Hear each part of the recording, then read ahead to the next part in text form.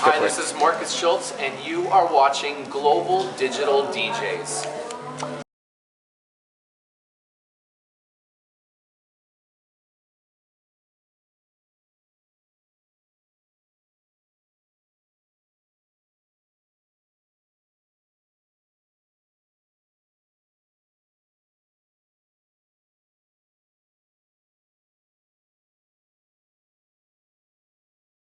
Yeah.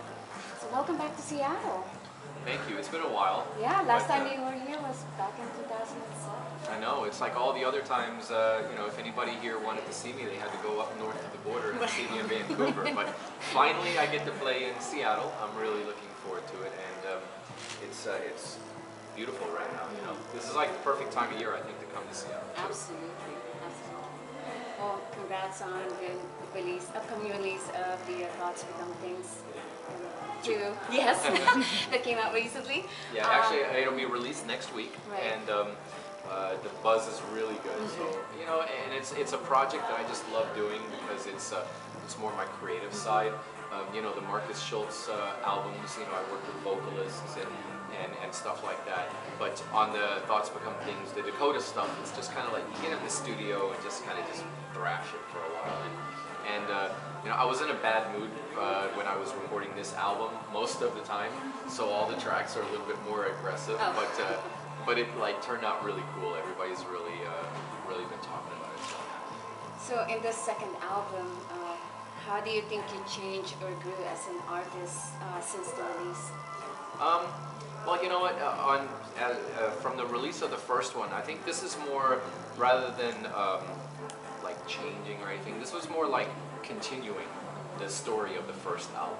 Because that's, to be honest with you, it's like I still play a lot of the tracks from the first album in my sets, and so that chapter I never really closed. So this was more of a continuation. But that being said, I think that these tracks are there's a lot more aggressive tracks on these albums. On this album, also there's probably tracks that maybe like there's this one track on there. I'm Where It Went Wrong, where it's like it's definitely a lot more techy and like no melodies, but it just feels really warm and it fits my sets really nice. So I think more or less it's a continuation of the first chapter. This year you sold out 3 nights at Space during the Miami Music Week. You've also had a residency in Las Vegas and then have played at Electric Zoo and EDC. From your experience playing at all these major events in the U.S., how do you see the state of dance music in America? Well, first of all, it's very young right now, but that's cool because it's a whole new generation. I think this year, especially, I've really seen like this new generation of kids coming up, and they have so much energy, and it's just so refreshing because, it's like, I pride myself on the fact that I used to go and see the old school legends when I used to play, when I was a clubber. I would sneak in and go see Danny Tenaglia or just like hear these old school legends. But it's like now these kids are like coming and they're like, I'm their old school legend. You know what I mean? So it's kind of like the new generation that's coming up right now is really adding a lot of excitement to the scene. And it, what, I see it more here in the United States than anywhere else. So I think it's a really good thing. And I'm really excited and proud of the state of dance music in the United States right now. There seemed to be a noticeable explosion in house music. Do you feel the same type of energy carries over trance and other genres of EDM? Well, house music, trance music. Your traditional trance music, the way it was, like early millennium, maybe is dead. It's lacking something for sure. But trance music, the new style of trance music, is like huge, and it's really catching fire right now. It's like the slower grooves, the techier influences with the more edgier riffs, as opposed to the floaty stuff that sounds like power ballads. I think a lot of people listen. It's great to listen to, like maybe on the radio and stuff, but I just find that when I'm playing places like Space and Avalon in LA and Pasha, and then overseas and down in Brazil. And, you know, when I play at these places like that, you can just tell they just don't want to hear these power ballads, you know, these trance power ballads. They really get into their grooves, and it's like, that's really, to me, it's exciting, you know, really exciting, because at the end of the day, it's like people want to dance, you know, and not just stand around and you know, just kind of like float around. So it's exciting, the state of trance music right now, for me. A number of Dutch DJs in the past have put on a huge events, for say, Ferry Corson and Armin Only events. As one of the marquee DJs, do you see yourself creating like a Cold Harbor night, or perhaps something like, you know, the best of both worlds with 2 DJs, or being in a handful of DJs? Yeah, for sure. There's going to be something like that in the future, but I dedicated this year to kind of going back to the clubs. You know, that's why I took on the residency at Space, and I'm doing a lot more shows at Avalon and Marquee. You know, because I really dedicated this year to getting back to the clubs, because I just wanted to kind of reinvent the sound a little bit. So that'll definitely be in the future, but I think I want to build up to that. You know, I think when it's time, and maybe when it's time, we'll do like a Dakota, big massive Dakota concert or something. That might be cool. Well, you know, with regards to Cold Harbor, are there any big surprise for Cold Harbor days later this month?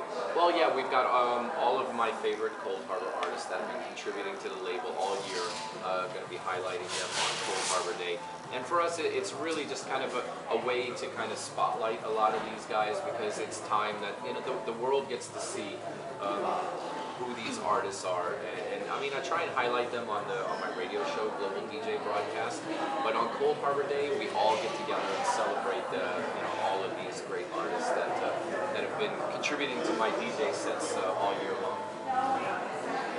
You've written a blog about the remix that you did for Sleepwalkers. You've collaborated with Mel.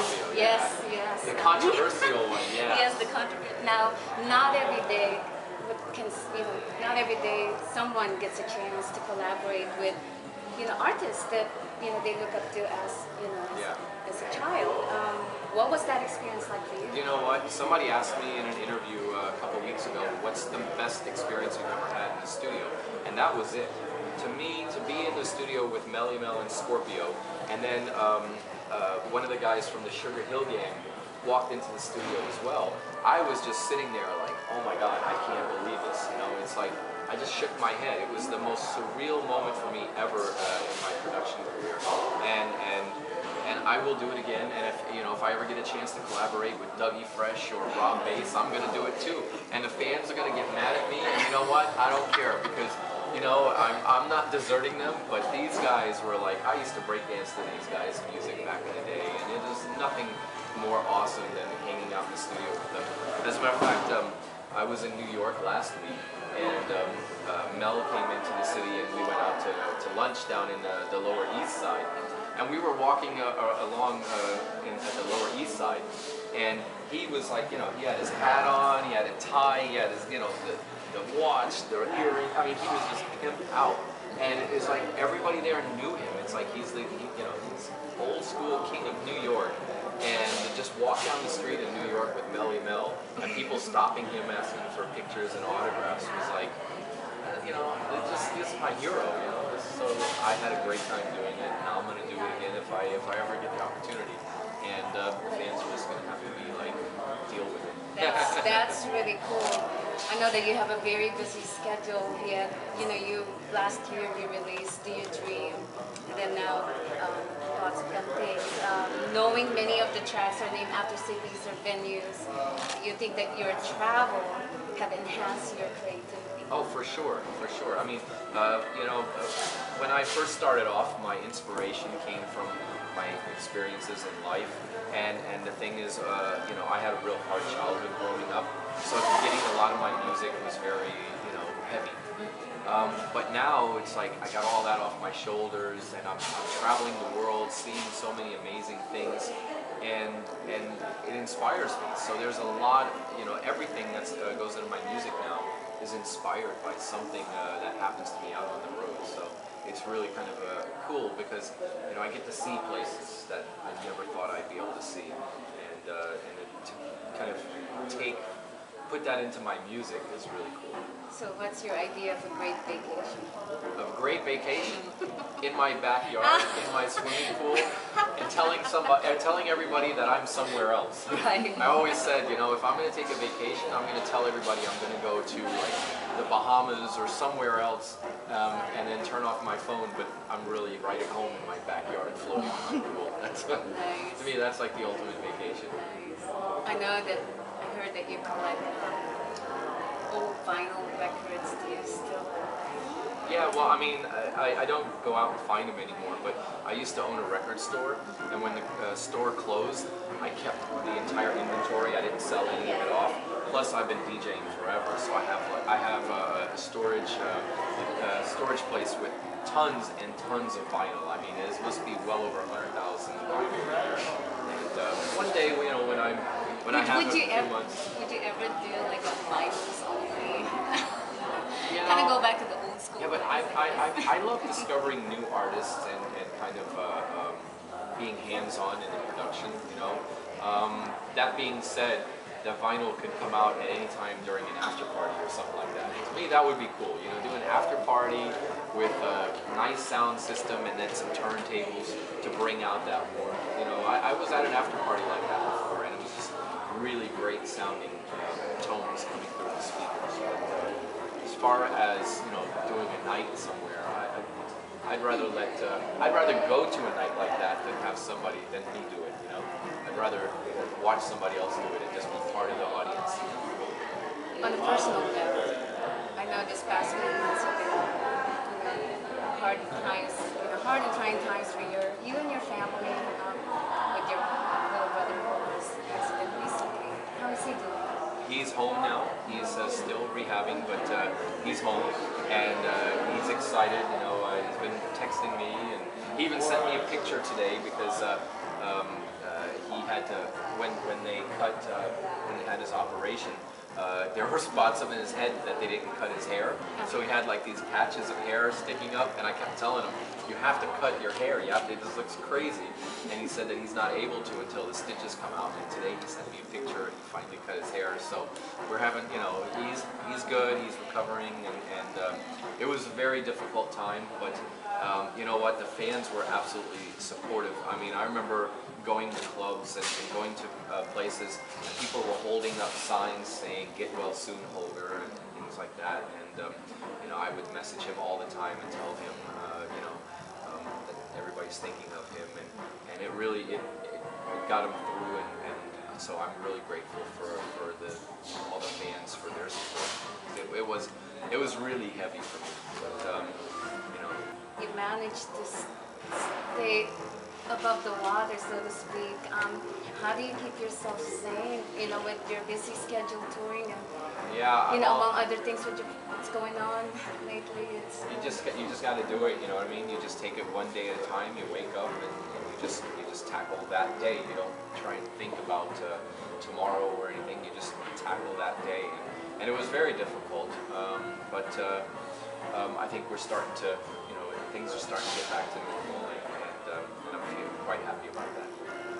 Well, I wish for a speedy recovery. Your brother. Yeah, we're actually trying to make plans. So he wants to come to Ibiza now, okay. And I'm like, okay, well, it's a little soon, but I'm just happy that he's restless and wants to come out and see me again. So. Well, thank you so much for Well, thank sitting you guys. with us. Yeah. It was great. So.